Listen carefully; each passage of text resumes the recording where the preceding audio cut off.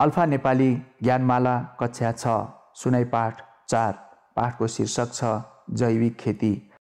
रासायनिक मल र जैविक अर्ग्यानिक मल गरी मल दुई प्रकारका हुन्छन्। रासायनिक मल र विषादीहरू प्रयोग गरेर गरिने खेती रासायनिक खेती हो। यस पद्धतिबाट उत्पादित अन्न, फलफुल तथा तरकारीमा रासायनिक पदार्थ वा विषादीको केही मात्रा समेत रहन्छ।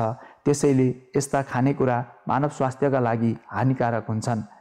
यस्ता खानेकुराले मधुमेह, उच्च रक्तचाप, क्यान्सर, मृगौला तथा पेट सम्बन्धी रोगहरू लाग्ने सम्भावना बढी हुन्छ। त्यति मात्र नभई रासायनिक पदार्थले माटामा अम्लीयपनको वृद्धि गरी माटाको उर्वरा शक्ति नै नष्ट गरिदिन्छ। त्यसैले रासायनिक खेतीलाई त्यति राम्रो मानिँदैन।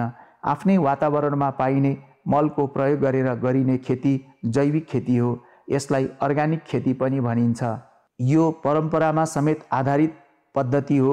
घर गाउँमा पाइने गोबर मल, कम्पोस्ट मल, पिना मल लगायतका सामग्रीहरू जैविक खेतीका लागि प्रयोग गरिन्छन्। जैविक खेती गर्दा कीटनाशक औषधिका रूपमा पनि रासायनिक विषादी प्रयोग हुँदैन।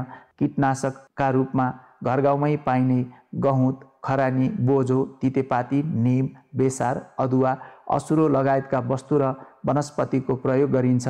यस्ता सामग्रीहरूले मानव स्वास्थ्यमा कुनै असर गर्दैनन्। त्यसकारण जैविक पद्धतिद्वारा उत्पादित अन्न, तरकारी र फलफुलहरू निकै लाभदायक हुन्छन्। हाल आएर अर्ग्यानिक खानेकुराको माग बढ्दै गइरहेको छ।